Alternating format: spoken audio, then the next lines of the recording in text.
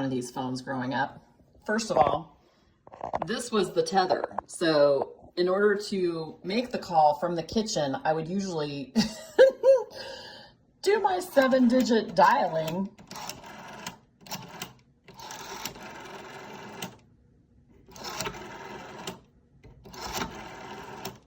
Can you imagine waiting that long just to dial the number? But anyways, and then you'd like stretch the springing cord all the way into the hallway, trying to basically kill your brothers and sisters if they were running through the house. And you just basically, you know, clothesline them. Yeah, but these cords were well known for being stretched probably 20 feet around the house. I don't know. And then the other thing was they would always get like tangled up. So anyways, yes, the life of a Gen Xer.